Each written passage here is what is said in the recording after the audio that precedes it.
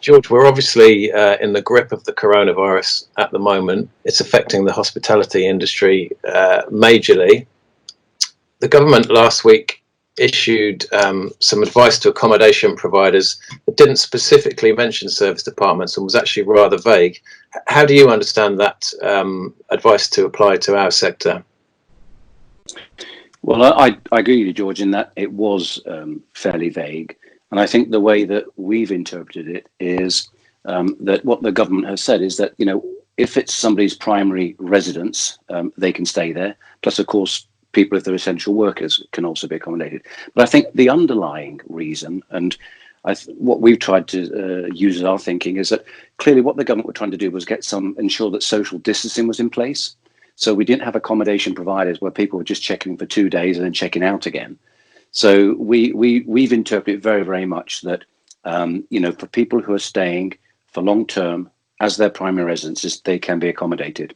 And indeed, in our case, we have about a third of our stock is actually classified as residential accommodation. So we know that is all absolutely fine and within government guidelines. And subsequent to our interpretation of other accommodation, we have had contact in 2 of our properties from environmental health officers who are one of the bodies that are policing the process, and they've indicated to us that they are very happy with what we're doing and how we're doing it. So the interpretation, we think, is that providing it's not short term, then we are permitted as service departments to open. And I think the other thing I'll just add to that, George, is that actually, I suppose what we really got to describe is how does the service apartment differ to, say, the hotel or the other bed and breakfast places. And I think, in the main, and we differ slightly, but in essence, if I look at the Cheval Collection properties, we provide fridges, freezers, washing machines, tumbler dryers, fully fitted and kitted kitchens, so that the occupant can be exactly like you are at home. They can self-isolate, and they have no need to go out other than the reasons that the government has said you may be permitted to go out each day. So we feel very confident that operating proper service departments in that context and not for short term is a good interpretation of what the government are asking us to do. Mm-hmm. So do you still have residents across your London portfolio, and have you brought in a minimum length of stay in the current situation?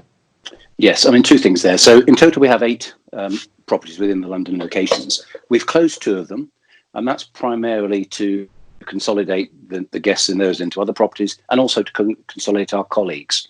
And what we did was immediately on the 23rd of March, we've now instigated a minimum stay of 21 days. And what are occupancy levels like across the estate? Well, clearly not where we'd like them to be. That said, March is going to finish over 50%, but that is over 25% down on where we would have expected it to be.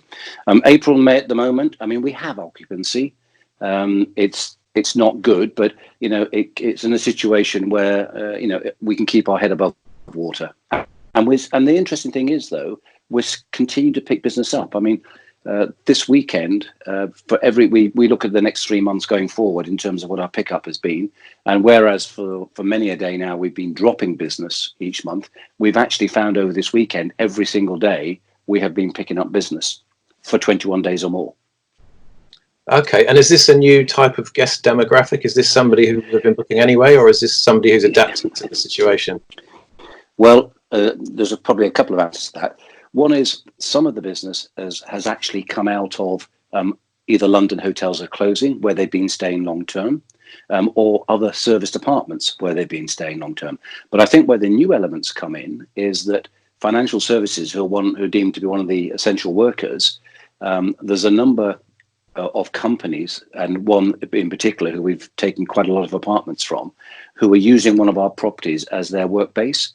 So they have about 35 of their employees staying in our apartments, living in our apartments long term, and then they're using one of our penthouses effectively as their trading room.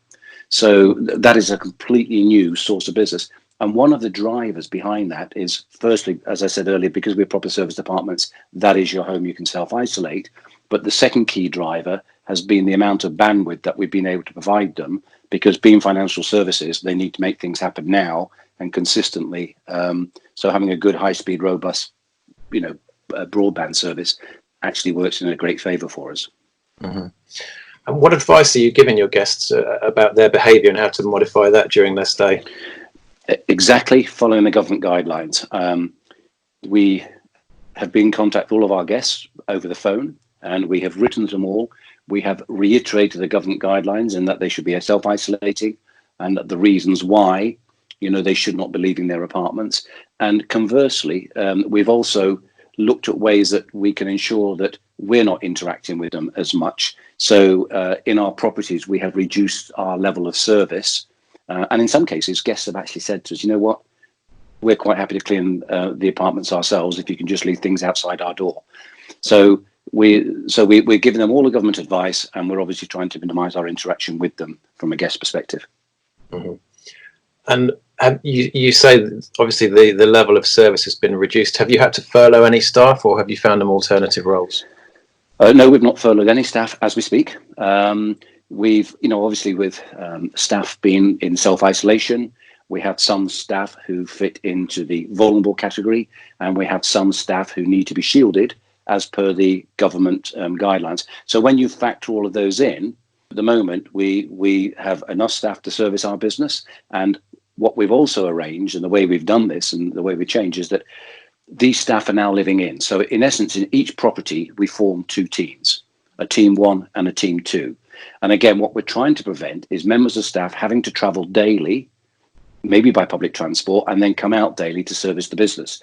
So what we've put in place is, as I say, two teams, and these teams, and depending which property, because not one solution solves every property, but they'll either stay in for a minimum of 4 days or a minimum of 7 days. So in essence, team 1 goes in, they live in, they don't have to use public transport because we provide transportation for them. They live in, stay 7 days, they're then transported out by car, and team 2 moves in. So, that sort of route at the moment, we've planned it out for 3 weeks, and it's like everything else. It's something that we look at on a daily basis because it's a very fluid situation. Mm-hmm. You guys are obviously in a very specific situation due to your London locations and clientele. What advice would you give to people in the sector in general to try and get through the current period?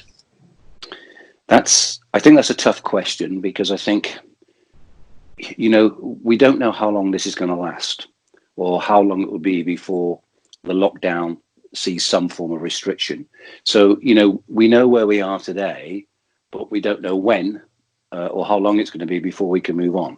But to try and to put some answer to that, I think, firstly, I think anybody else in a similar situation needs to obviously look at all of the packages that have been offered by the government, which I'm sure they are, and ensure that they are putting those in place. The things from business rates to furloughing employees to loans to deferred VAT, because I think the government has come up with a really good package.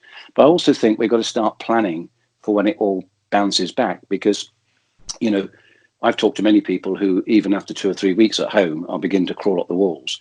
And I think once we start to see some form of relaxation of the lockdown restrictions, people are going to want to go out. They're going to want to go to pubs, restaurants, accommodation, have travel again. I think it'll be a slow upward curve. But I think the big thing we need to do is take advantage of the government package, and cash flow is key for everybody, and everybody's in different situations. But also start to look and build for the future, because I think we will possibly start to see some green shoots, maybe the end of May, beginning of June.